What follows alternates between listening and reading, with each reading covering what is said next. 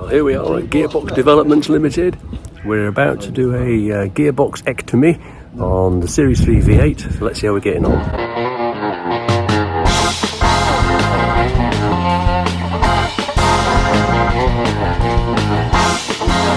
New gearbox that's going to go in that car.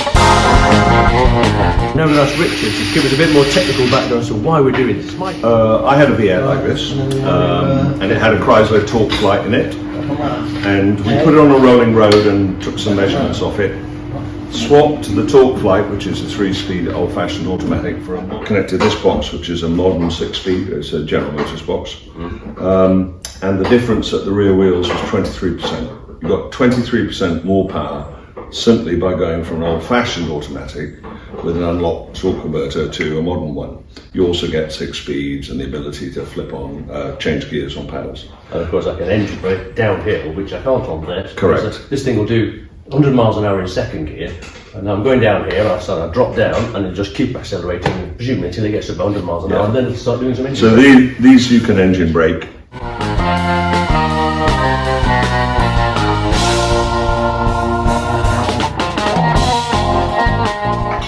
Pretty simple process.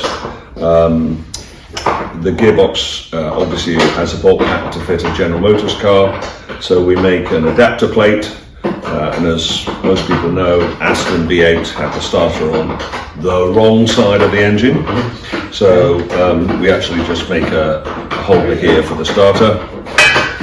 We make a flex plate, which is here, and the torque converter. That drops into the car.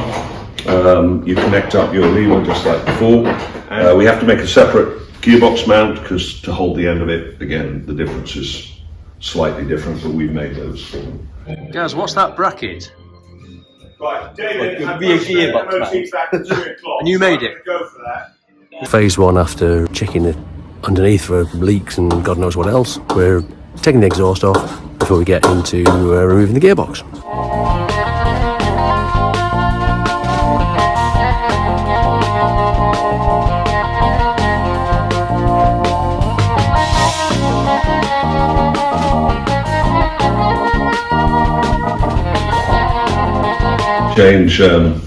Change gear on the pedals.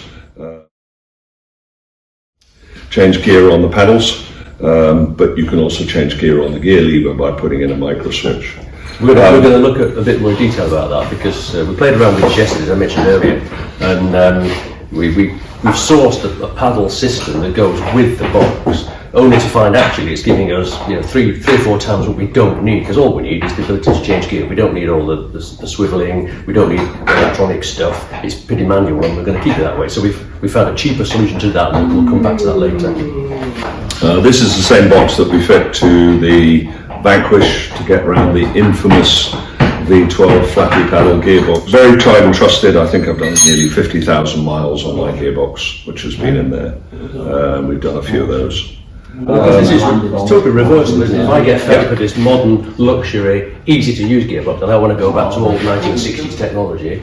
And that's everything that we've done in all the cars. We've made it 100% reversible, which is quite very reliable, and we're buying them direct from GM. And the advantage, I mean, people say, well, why don't we use a ZF like Aston Martin? And the answer is that actually these are all run by computers. The computers are actually in the sump here, sitting in the oil.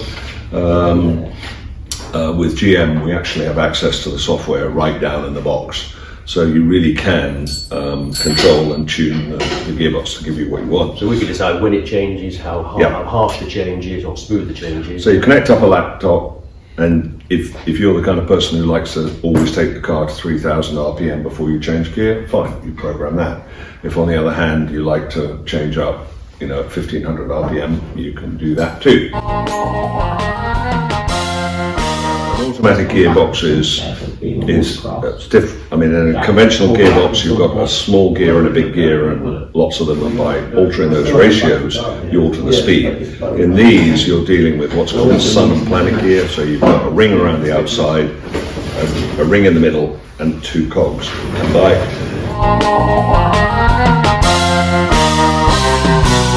And you've got a sun and planet gear, is what it's called, and by applying brakes to respectively the different bits of the gearbox, in one what's called cluster, you get 3 speeds. So this has 2 clusters in it, but it needs a computer to run it, because if you try and break 2 bits at the same time, you'll bust the gearbox. So, well, thank goodness for the computer. And what about driving? How does the gearbox know how fast the engine's going? so the gearbox actually only needs basically 3 pieces of information. It needs to know how fast the engine's going, so it's getting revs, but it's getting that from simply looking at how fast the distributor's going, and so on. It needs to know how much power you are applying to the engine, okay, and from those 2 things it calculates the torque, and the torque is what it uses to work out when to change gear and how to change gear and things. So in more modern cars, they are what's called torque managed. So if for example you talked about a model DBSS, the gearbox is physically incapable of handling the full power of that engine during a change. It'll handle it when you're going down the road, but if you try to put all that power through the gearbox while you're doing a change, you'd burn everything out. So, and the Astons are no different from a Mercedes or a BMW or anything else that's reasonably high power. So what actually happens is when the gearbox is going to shift, the gearbox says to the engine, metaphorically, could you ease off please? I can only handle 400 pound-feet of torque rather than 800 pound-feet of torque. It all happens in an instant. So the engine then just cools it, allows it to do the shift and go back to the lock position, and then applies the full beams again. So that's called torque management. But this car doesn't have an engine management computer, so it can't do that. And some of the early engine management computers, like on the first generation Vanquish, aren't operated on a torque principle. All modern cars, essentially, the engine is computing how much torque to produce all the time. So you can command it to give you only 200 or 300 or 100 or whatever you want. So that's what happens here.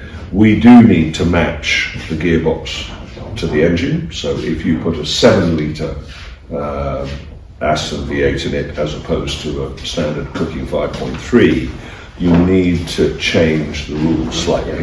And you do this in the software. So you say to it, okay, at so many revs, it will be putting so much torque into the box, and you just write a map. It's called a map. Think of it as a spreadsheet table, and the spreadsheet table says at that many revs with this much accelerator down, because there's what's called a throttle position sensor, TPS, right, and that simply is measuring how far open you've got the butterflies on the carburetor.